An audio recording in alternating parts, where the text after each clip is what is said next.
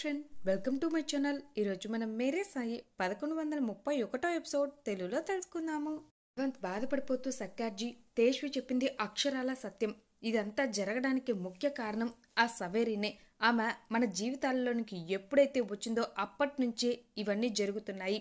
నేను అసలు ఊహించనే లేదు నా జీవితంలో ఇటువంటి ఒడిదుడుకులు ఎదుర్కోవాల్సిన పరిస్థితులు వస్తాయి, అందరి ముందు నేను ఇలా అవమానపడాల్సిన పరిస్థితులు నెలకొంటాయి అని.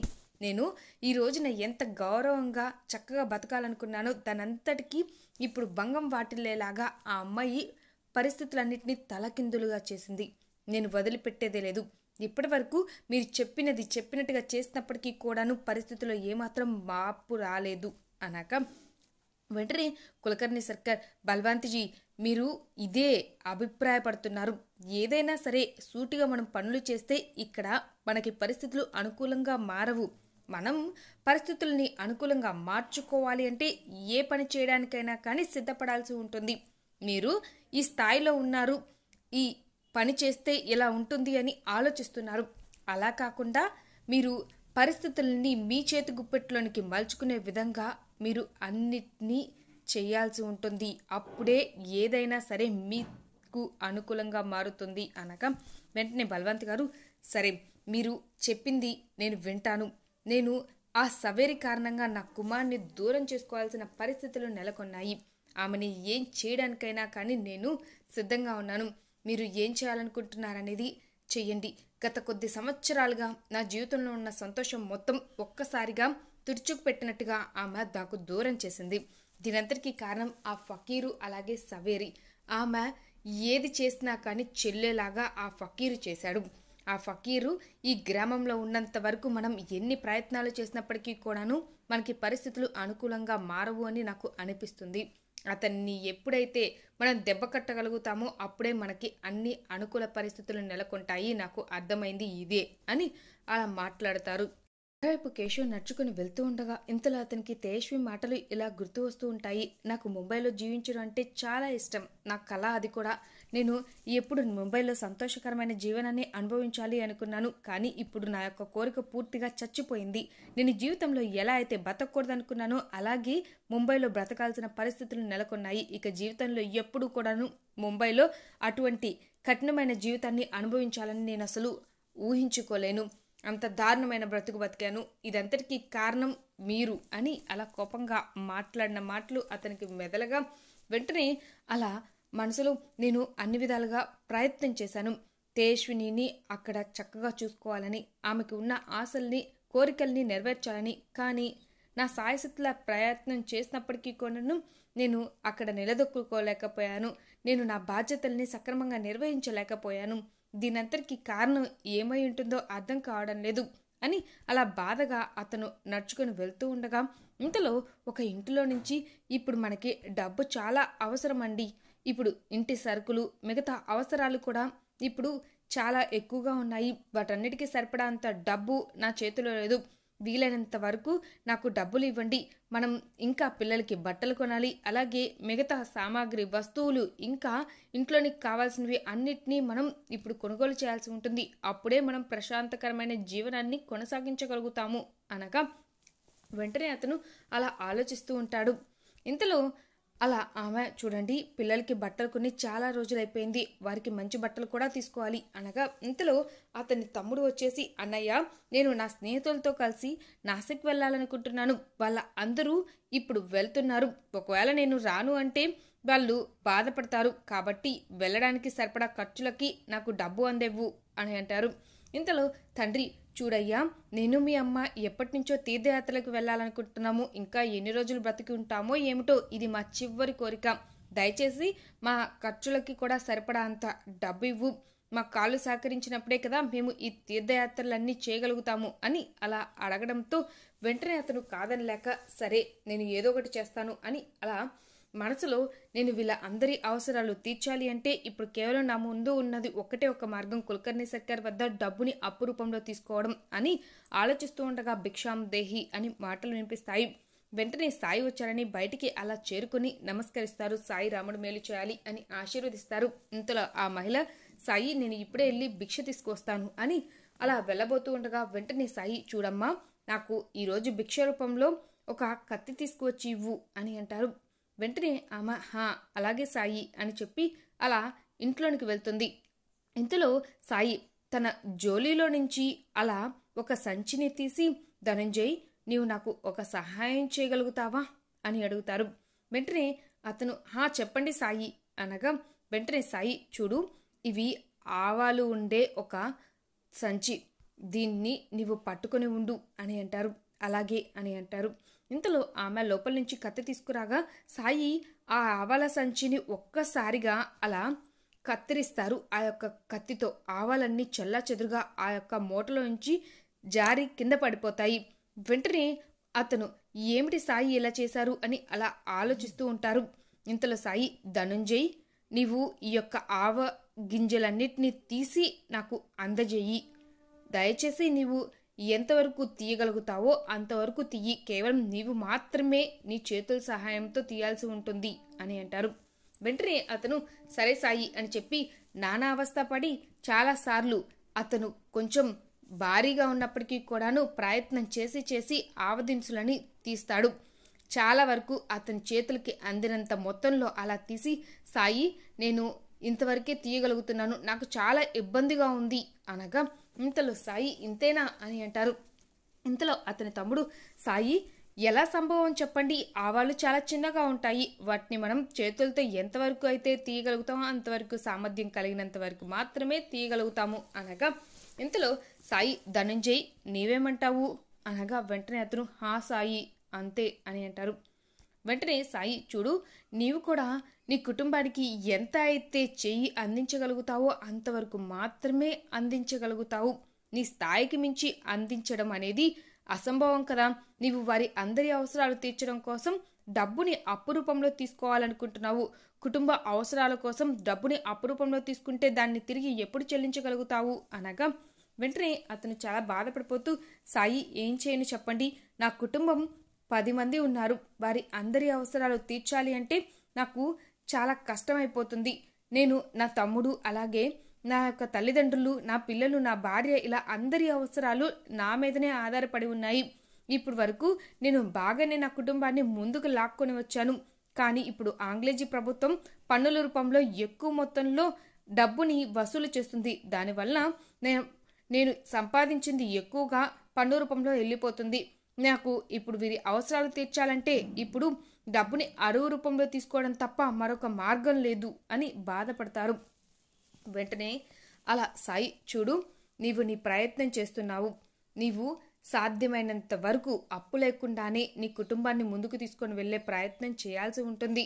మనకి జీవితంలో ఎంతవరకైతే లభించిందో దానితోనే తృప్తి పడాలి, అంతేకాని ఇంకా మనం వేరే దానికోసం ఆశపడుతూ లేని దానికోసం అప్పు చేసే ప్రయత్నం చేశాము అంటే దాన్ని తీర్చడం కష్టతరం అవుతుంది. కాబట్టి ఎప్పుడు కూడాను నీవు ఇటువంటి విధంగా నీ కుటుంబ అవసరాల కోసం ఇలా అప్పు తీసుకోవాలని మాత్రం కోరుకోవద్దు అని అలా సాయి చెబుతారు. వెంటనే ఈ మాటలు వినడంతో అలా తండ్రి తమ్ముడు ఇద్దరు క్షమించండి, మా అవసరాల కోసమే మీరు ఇలా అప్పు తీసుకోవాలనుకున్నారు కదా, మేమే ఇంటి ఖర్చులు తగ్గించుకుంటాము, ఇతర అవసరాలని కూడా తగ్గించుకుంటాము అని అంటారు.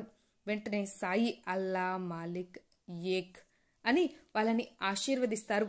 అలా సాయికి ధన్యవాదాలు చెబుతారు వారు. ఇంతలో సాయి ఆ తర్వాత ఆ పక్కనే వింటూ ఉన్న కేశవ్ వద్దకు చేరుకుని, ఏమిటి కేశవ్, ఇప్పటికైనా నీకు అర్థం కాలేదా, నీవు తప్పు చేయలేదు, నీ యొక్క ప్రశ్నకి సమాధానం లభించింది కదా, నీవు నిజాయితీగా నీ యొక్క ప్రయత్నాన్ని కొనసాగించావు, నీవు సాధ్యమైనంత వరకు నీవు ముంబైలో నీ కుటుంబాన్ని చక్కగా చూసుకోవాలనుకున్నావు, నీవు అన్ని విధాలుగా ప్రయత్నం చేశావు, కానీ విధి సహకరించినప్పుడు నీవు మాత్రం ఏం చేస్తావు, నీవు ఏ విధమైన తప్పు చేయలేదు, దీని గురించి ఎక్కువగా ఆలోచించి బాధపడవద్దు అని అంటారు. వెంటనే అతను ధన్యవాదాలు సాయి అని అలా నమస్కరిస్తారు. కొంత సమయానికి కేశవ్ ద్వారకామాయి వద్దకు చేరుకొని, ప్రస్తుతం మనం ఇక్కడ జీవిస్తున్నంత ప్రశాంతంగా కూడా మనం ముంబైలో జీవించలేము, అక్కడ ప్రతి ఒక్క పని డబ్బుతోనే ముడిపడి ఉంటుంది, అక్కడ పేద ప్రజలు బతకాలంటే చాలా కష్టంగా ఉంటుంది, మనలాంటి సాధారణమైన వాళ్ళు ఈ పల్లెలో ఎంత స్వేచ్ఛగా బ్రతుకుతామో అంత స్వేచ్ఛగా పట్టణంలో ఏమాత్రం బ్రతకలేము, అక్కడ మనకి ఉద్యోగం వెతుక్కోవడానికి కానీ మనం ఉద్యోగం కోసం వెళ్ళడానికి కానీ ఎంతో ఖర్చు అవుతుంది, నిజం చెప్పాలంటే ఇదే విధంగా పరిస్థితులు కొనసాగాయి అంటే అతి త్వరలోనే ఉద్యమం వస్తుందేమోనని అనిపిస్తుంది. నేను పనిచేస్తున్న కంపెనీలో అయితే చాలా లావాదేవీలు జరిగాయి, అలాగే అవకతవకలు కూడా జరిగాయి అని అలా జరిగినవి వివరిస్తారు. ఇంతలో తాత్య నిజంగానే ఆంగ్లేజీ ప్రభుత్వం వారు ఏ విధంగా అయితే ఇలా మనల్ని పరిపాలిస్తూ ఉన్నారో ఇలా పరిపాలన జరిగినంత కాలం మనకి ఇటువంటి తిప్పలు తప్పవు అని అంటారు. వెంటనే శ్రీకాంత్ అధ్యాపకులు గారు, మనకి న్యాయం జరగాలి అంటే తిరుగు పోరాటం అనేది చేయాల్సి ఉంటుంది. మనం అందరం కలిసి ఎలా చేయగలుగుతాము? స్వచ్ఛందంగా మన అందరం మన వస్తువులని ప్రమోట్ చేసుకోవాల్సి ఉంటుంది. మన వస్తువులని అందరూ కొనుగోలు చేసేలాగా పద్ధతులు తీసుకురావాల్సి ఉంటుంది. అప్పుడే మన వాటికి ప్రోత్సాహం పెరుగుతుంది, విదేశీ వస్తువులకి ప్రాధాన్యత తగ్గుతుంది. దాని ద్వారా మనం పన్నులు కూడా తక్కువగా కట్టగలుగుతాము అనగా వెంటనే పిల్లలు అర్థం కాక అదేమిటి అని అడుగుతారు. వెంటనే సాయి, చూడండి, స్వదేశీ వస్తువులు విదేశీ వస్తువులని రెండు రకాలు ఉంటాయి. మన వస్తువులని మనం స్వదేశీవి అని అంటాం. విదేశాల నుంచి దిగుమతి చేసుకునే వాటిని మనం కొనుగోలు చేయకూడదు. మనం ఎప్పుడైతే మన దగ్గర ఉన్న వాటిని ప్రోత్సహిస్తూ కొనుగోలు చేస్తామో అప్పుడే మనకి ప్రాధాన్యం పెరుగుతుంది. పాలు కావాలంటే మన చుట్టుపక్కల వారి దగ్గర పోయించుకోవాల్సి ఉంటుంది. అలాగే కంబలి దుప్పట్లు కావాలంటే మన దగ్గర ఉన్న ఆలీ సలీం వాళ్ళ దగ్గర కొనుగోలు చేయాల్సి ఉంటుంది. ఇకపోతే చెప్పులు ఎవరైతే మన దగ్గర తయారు చేస్తారో వారి దగ్గర కొనుగోలు చేయాల్సి ఉంటుంది. ఇలా ఎవరెవరైతే ఉత్పత్తులు దగ్గరలో ఉన్న వస్తువుల దగ్గరికి వెళ్ళి మనుషుల్ని అడిగి వారి దగ్గర ఉన్న వాటిని మనం ఇలా తీసుకునే ప్రయత్నం చేస్తే అప్పుడు మనకి కొంచెం ప్రాధాన్యం వస్తుంది. ఇలాగే మన దగ్గర ఉన్న కూరగాయల్ని అలాగే ఇతర సరుకులు సామాగ్రిని ఇలా ఒకరికొకరు పంచుకుంటూ విదేశీ వస్తువులకి ప్రాధాన్యతని తగ్గించే ప్రయత్నం చేయాల్సి ఉంటుంది. అప్పుడే మనకి అనుకూలమైన పరిస్థితులు నెలకొంటాయి అనగా వెంటనే పిల్లలు, సాయి మాకు పూర్తిగా వివరించండి అనగా, సాయి నాతో పాటు రండి అని చెప్పి అలా పిల్లల్ని తీసుకొని బయలుదేరుతారు. కొంత సమయానికి సంత వద్దకు చేరుకుంటారు. ఇంతలో సంతలో ఎవరికి కావాల్సిన వారు వస్తువులన్నింటినీ అలా కొనుగోలు చేసే పనిలో నిమగ్నమవుతారు. ఇంతలో సాయి పిల్లల్ని, చూడండి, ఇక్కడ ఉండి కొంత సమయం వరకు నేను ఎక్కడ చెప్తే అక్కడ చూస్తూ ఉండండి అని అంటారు. ఇంతలో చంపా మరో మహిళ అలా వస్తువులు కొనుగోలు చేయడం కోసం ఒక దుకాణం దగ్గరికి చేరుకుంటారు. అక్కడ ఉన్న ఆ యొక్క స్టీలు సామాన్ని చూసి, ఇదేమిటి, కొత్తగా వస్తువులు మారిపోయాయి, ఇంతకు ముందు ఇత్తడి రాగి వస్తువులు ఉండేవి కదా, మరి ఇప్పుడు మీరు ఈ వస్తువులని ఇలా వినియోగిస్తున్నారేమిటి అనగా వెంటనే వాళ్ళు, చూడండి, ఇంతకుముందు వస్తువులని మీరు తోమాలన్నా అలాగే వాటిని మీరు ఉపయోగించాలన్నా చాలా బరువు, అలాగే వాటి యొక్క ఖరీదు కూడా ఎక్కువ. అదే ఈ స్టీల్ సామాన్ అయితే ఖరీదు చాలా తక్కువ, వీటి వినియోగం కూడా చాలా సులభం. దీన్ని ఒక్కసారి నీటితో అలా ఊరక శుభ్రపరిస్తే సరిపోతుంది. మీరు చాలా చక్కగా వాడుకోవచ్చు, నాణ్యతగా ఉంటుంది, అలాగే ఎక్కువ కాలం మండుతుంది.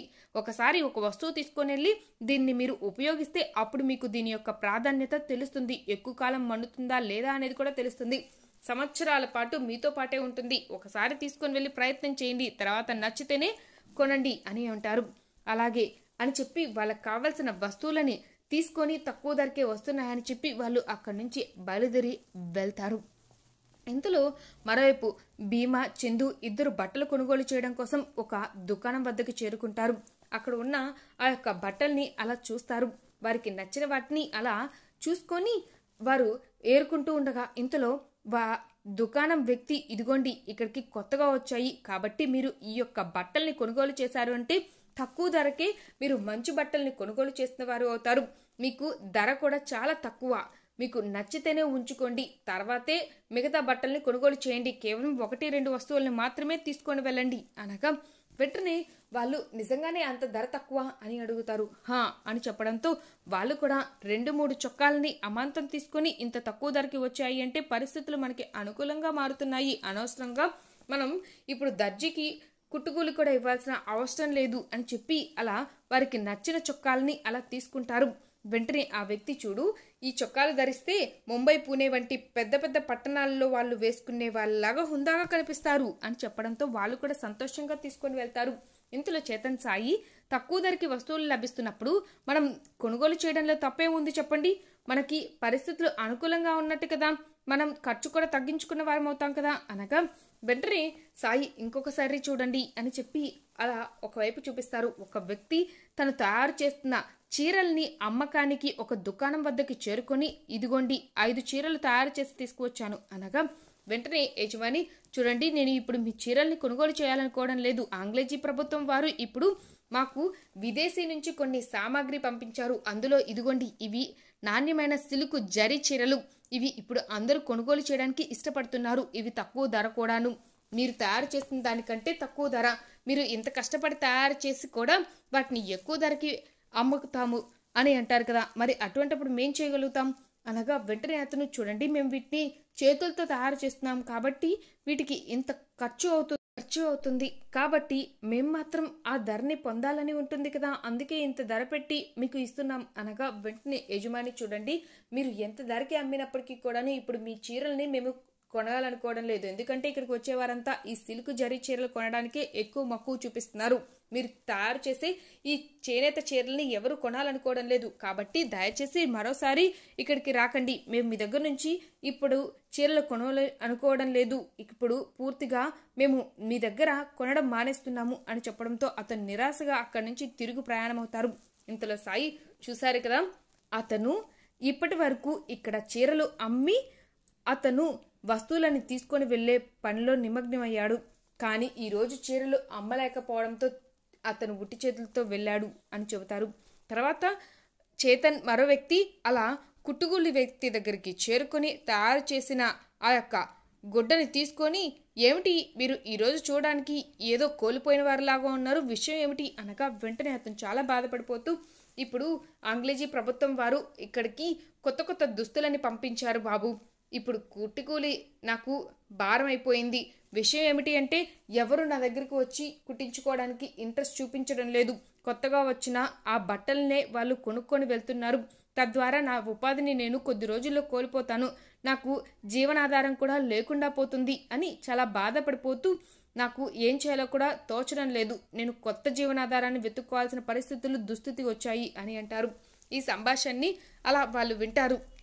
వెంటనే ఇంతలో చేతన్, అదెలా, ఇప్పుడు ఇక్కడ ఉన్నవారంతా బాధపడుతున్నారు. మనం ఈ విషయాన్ని గ్రామంలోని వారందరితో చర్చించి వీరికి సహాయం చేసే ప్రయత్నం చేద్దాము అని అలా ఉద్దవ్ ఆలీ అక్కడి నుంచి నడుచుకొని వెళ్తారు. కొంత సమయానికి భీమా చందు దగ్గరికి చేరుకొని, మనం ఇక్కడ తయారు చేసిన బట్టల్ని కొనడం వల్ల మన వాళ్ళకి మేలు జరుగుతుంది. విదేశీ నుంచి వచ్చే బట్టలు కొనుగోలు చేయడం వలన విదేశీ వాళ్ళకి అలాగే ఆంగ్లేజీ ప్రభుత్వానికి పన్ను రూపంలో ఎక్కువ చేరుతుంది. కాబట్టి తగు జాగ్రత్తలు తీసుకోవాలి అనగా వెంటనే వాళ్ళు, అలాగే మేము కొనుగోలు చేసిన వాటిని కూడా తిరిగి ఇచ్చేస్తాము, ఇక వారివి కొనుగోలు చేయము అని అంటారు. ఇంతలో ఈ మాటలు విన్న సాయి అక్కడికి చేరుకొని, చూడండి మీరు ఇక్కడికి వచ్చి వారికి విషయం తెలియపరచడం బాగానే ఉంది, కానీ పరిస్థితులు అనేవి మీకు ఎప్పుడు అనుకూలంగా ఉండవు. మీరు ఎప్పుడు తిరుగుబాటు చేయకూడదు. జాగ్రత్తగా మీరు ఈ ఉద్యమాన్ని చేయాల్సి ఉంటుంది అనగా వెంటనే వాళ్ళు, ఏం చేయమంటారు చెప్పండి సాయి, మాకు చాలా బాధగా ఉంది, ఇక్కడ పరిస్థితులు ఏమాత్రం బాగోలేవు అనగా వెంటనే సాయి, పరిస్థితులు ఎలా ఉన్నప్పటికీ కూడాను మనం ప్రశాంతంగా ముందుకు వెళ్లే ప్రయత్నం చేయాల్సి ఉంటుంది అని చెప్పి వాళ్ళకి అర్థమయ్యే విధంగా వివరిస్తారు. ఇంతటితో ఎపిసోడ్ కంప్లీట్ అయింది. మీకు ఈ వీడియో నచ్చినట్లయితే లైక్ చేయండి, సబ్స్క్రైబ్ చేయండి. మరిన్ని వీడియోస్ కోసం బెల్ ఐకాన్ క్లిక్ చేయండి. Thank you.